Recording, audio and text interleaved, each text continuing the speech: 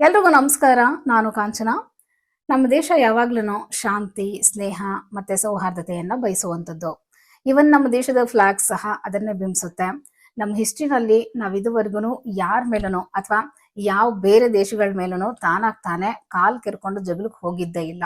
ಹಾಗಂತ ಸುಮ್ಮನೆ ಇದ್ದಾರೆ ಅಂತ ಹೇಳಿ ನಮ್ಮ ಮೇಲೆ ಜಗಳಕ್ಕೆ ಬಂದ್ರೆ ಅದಕ್ಕೆ ತಕ್ಕ ಉತ್ತರನು ಸಹ ಕೊಟ್ಟಿದ್ದೀವಿ. ಸ್ವಾತಂತ್ರ್ಯದ ನಂತರ ಸುಮಾರು 76 ವರ್ಷಗಳಲ್ಲಿ ನಾವು ಸುಮಾರು 3 ರಿಂದ 4 ಯುದ್ಧಗಳನ್ನ ಫೇಸ್ ಮಾಡಿದ್ದೀವಿ.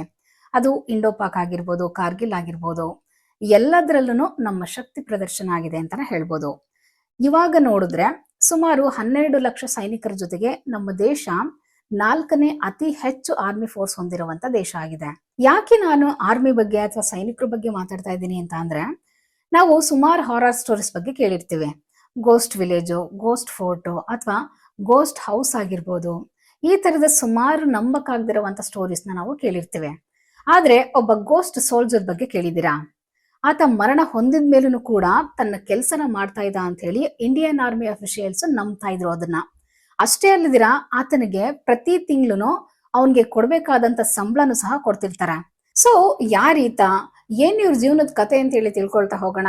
ಮೋಸ್ಟ್ ಇಂಟ್ರೆಸ್ಟಿಂಗ್ ಅಂಡ್ ಥ್ರಿಲ್ಲಿಂಗ್ ಆಗಿರುವಂತ ಒಬ್ಬ ಸೈನಿಕನ ಜೀವನದ ಬಗ್ಗೆ ತಿಳಿಸ್ತಾ ಇದ್ದೀನಿ. ತುಂಬಾ ಇಂಟ್ರೆಸ್ಟಿಂಗ್ ಆಗಿದೆ. ಸೊ ಪ್ಲೀಸ್ ವಿಡಿಯೋನ ಸ್ಕಿಪ್ ಮಾಡಬೇಡಿ, ಕೊನೆವರೆಗೂ ನೋಡಿ.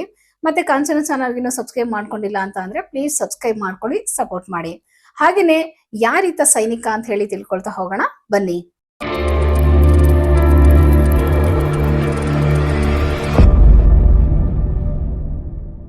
ಇವ್ರ ಹೆಸರು ಹರ್ಭಜನ್ ಸಿಂಗ್ ಅಥವಾ ಬಾಬಾ ಹರ್ಭಜನ್ ಸಿಂಗ್ ಅಂತ. ಅಂದ್ರೆ ಮೊದಲನೇ ಹೆಸರು ಅವ್ರು ಬದುಕಿರ್ಬೇಕಾದ್ರೆ ಹರ್ಭಜನ್ ಸಿಂಗ್ ಅಂತ, ಮತ್ತೆ ಮರಣದ ನಂತರ ಬಾಬಾ ಹರ್ಭಜನ್ ಸಿಂಗ್ ಅಂತ ಕರೀತಾರೆ.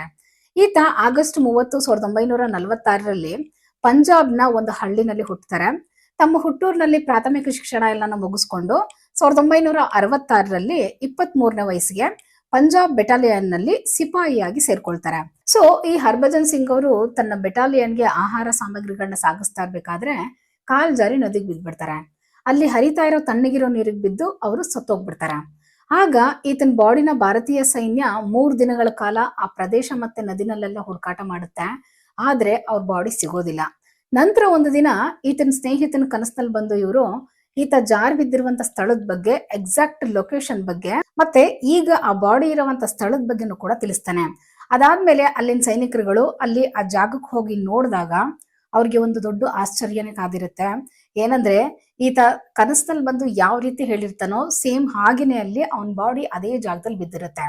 ಅದಾದ್ಮೇಲೆ ಅಲ್ಲಿಂದ ಆ ಬಾಡಿನ ತಗೊಂಡ್ ಬಂದು ಅಂತ್ಯ ಸಂಸ್ಕಾರ ಮಾಡಿ ಒಂದು ಚಿಕ್ಕ ದೇವಸ್ಥಾನನ ಆ ಜಾಗದಲ್ಲಿ ಕಟ್ಟಿಸ್ತಾರೆ. ಅಲ್ಲಿ ಅವನ್ ಶೂಸು ಮತ್ತೆ ಯೂನಿಫಾರ್ಮ್ ಸಹ ಇಡ್ತಾರೆ. ಹಾಗೇನೆ ಇದಾದ್ಮೇಲೆ ಈತನ ಹೆಸರು ಬಾಬಾ ಹರ್ಭಜನ್ ಸಿಂಗ್ ಅಂತ ಕರೆಯೋದಕ್ಕೆ ಶುರು ಮಾಡ್ತಾರೆ. ಇದಾದ್ಮೇಲೆ ಈ ಪ್ರದೇಶಕ್ಕೆ ಬಂದಂತ ಅನೇಕ ಸೈನಿಕರುಗಳು ಈತನ ಆತ್ಮ ಇರೋದನ್ನ ಫೀಲ್ ಮಾಡ್ತಾರೆ.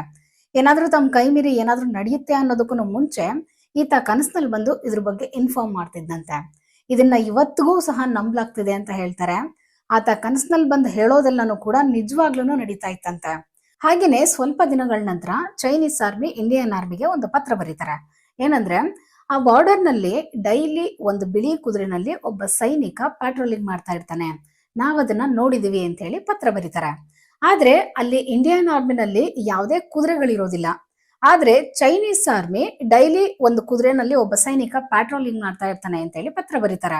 ಆಗ ಇದಾದ್ಮೇಲೆ ಈತ ಹರ್ಭಜನ್ ಸಿಂಗು ಒಬ್ಬ ಆರ್ಮಿ ಅಫಿಷಿಯಲ್ಸ್ ಕನ್ಸಲ್ ಬಂದು, ನಾನಲ್ಲಿ ಯಾವುದೇ ತರ ಶತ್ರು ಸೈನಿಕ ತೊಂದರೆ ಕೊಡೋದಿಲ್ಲ, ಅಂದ್ರೆ ಆ ಬಾರ್ಡರ್ ನಲ್ಲಿ ಶತ್ರು ಸೈನಿಕ ಯಾವುದೇ ರೀತಿ ತೊಂದರೆ ಕೊಡೋದಿಲ್ಲ, ನನ್ ಕೆಲಸ ಏನಿರುತ್ತೆ ಅದನ್ನ ನಾನು ಮಾಡ್ಕೊಂಡು ಹೋಗ್ತೀನಿ ಅಂತ ಹೇಳ್ತಾನೆ. ಮತ್ತೆ ಯಾವ್ದಾದ್ರು ಶತ್ರು ಸೈನ್ಯ ನಮ್ ದೇಶಕ್ಕೆ ಅಟ್ಯಾಕ್ ಮಾಡೋದಕ್ಕೆ ಏನಾದ್ರು ಪ್ಲಾನ್ ಮಾಡ್ತಾ ಇದ್ರೆ ಅದನ್ನ ಮುಂಚೆನೆ ಕನಸಿನಲ್ಲಿ ಬಂದು ತಿಳಿಸ್ತಾ ಇದ್ದ.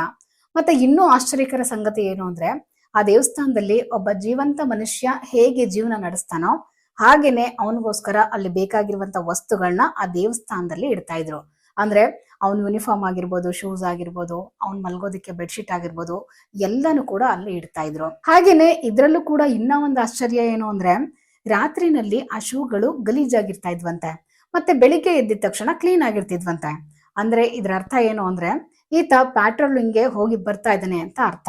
ಹಾಗೇನೆ ಬೆಡ್ಶೀಟುನು ಅಷ್ಟೇ, ಒಬ್ಬ ವ್ಯಕ್ತಿ ಮಲ್ಗಿ ಎದ್ದಿದ್ದಾದ್ಮೇಲೆ ಯಾವ ತರ ಕದ್ಲಿರುತ್ತೋ ಹಾಗೇನೆ ಇರ್ತಿತ್ತಂತೆ. ಮತ್ತೆ ಸೈನಿಕರುಗಳು ತಮ್ಮ ವಸ್ತುಗಳನ್ನ ಎಷ್ಟು ನೀಟಾಗಿ ಯಾವ ರೀತಿ ಇಟ್ಕೊಳ್ತಾ ಇದ್ರೋ ಹಾಗೇನೆ ಅವನ ವಸ್ತುಗಳು ತುಂಬಾ ಕ್ಲೀನ್ ಆಗಿರ್ತಿತ್ತಂತೆ. ಮತ್ತೆ ಅಲ್ಲಿ ಡ್ಯೂಟಿನಲ್ಲಿ ಇರ್ತಿದ್ದಂತ ಸೈನಿಕರುಗಳು ಡಿಸಿಪ್ಲಿನ್ ಇಲ್ಲ ಅಂದಾಗ, ಮತ್ತೆ ಅವರು ಹೈಟಲ್ ಏನಾದ್ರು ಹೋಗಿ ಮಲ್ಗೋದು, ಈ ರೀತಿ ಏನಾದ್ರು ತಪ್ಪು ಮಾಡಿದಾಗ ಆತ ಕಪಾಳಕ್ಕೆ ಹೊಡಿತಾ ಇದ್ನಂತೆ.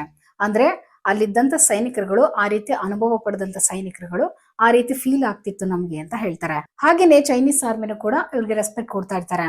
ಅಲ್ಲಿ ನಡೀತಿದ್ದಂತ ಮೀಟಿಂಗ್ ನಲ್ಲೂ ಕೂಡ ಯಾವಾಗ್ಲೂ ಹರ್ಭಜನ್ಗಿನೇ ಅಂತ ಹೇಳಿ ಒಂದು ಖಾಲಿ ಚೇರ್ನ ಇಡ್ತಿದ್ರಂತೆ. ಮತ್ತೆ ಅವರು ರಿಟೈರ್ಮೆಂಟ್ ಆಗೋವರೆಗೂ ನಮ್ಮ ಇಂಡಿಯನ್ ಆರ್ಮಿ ಪ್ರತಿ ವರ್ಷ ಸೆಪ್ಟೆಂಬರ್ 11ನೇ ತಾರೀಕಿಂದ ಇವ್ರಿಗೆ 2 ತಿಂಗಳು ರಜಾ ಕೊಡ್ತಾ ಇದ್ರು. ಆ 2 ತಿಂಗಳು ರಜೆ ಇರ್ಬೇಕಾದ್ರೆ ಅವ್ರು ಊರಿಗೆ ಹೋಗ್ಬಿಟ್ಟು ಬರೋದಕ್ಕೆ ಅವ್ರಿಗೆ ಬೇಕಾಗಿರುವಂತ ಯೂನಿಫಾರ್ಮ್ ಆಗಿರ್ಬೋದು, ಅವ್ರಿಗೆ ಸಂಬಂಧಪಟ್ಟಂತ ವಸ್ತುಗಳಾಗಿರ್ಬೋದು, ಎಲ್ಲಾನು ಪ್ಯಾಕ್ ಮಾಡಿ ಒಂದು ಟ್ರೈನ್ ನಲ್ಲಿ ಟಿಕೆಟ್ ರಿಸರ್ವ್ ಮಾಡಿ ಆತನ ಹೆಸರಿನಲ್ಲಿ ಆ ಸೀಟ್ ನಲ್ಲಿ ಲಗೇಜ್ ನ ಇಟ್ಟು ಅವ್ರ ಹುಟ್ಟೂರಿಗೆ ತಂದು ಕೊಡ್ತಾ ಇದ್ರು. ಆ 2 ತಿಂಗಳು ಟೈಮ್ ನಲ್ಲಿ ಇಂಡಿಯನ್ ಆರ್ಮಿ, ಅಂದ್ರೆ ಅವ್ರ ರಜಾ ಇದ್ದಂತ ಟೈಮ್ ನಲ್ಲಿ ಇಂಡಿಯನ್ ಆರ್ಮಿ ಆ ಬಾರ್ಡರ್ ನಲ್ಲಿ ಹೈ ಅಲರ್ಟ್ ಆಗಿ ಪ್ಯಾಟ್ರೋಲಿಂಗ್ ನ ಮಾಡುತ್ತೆ.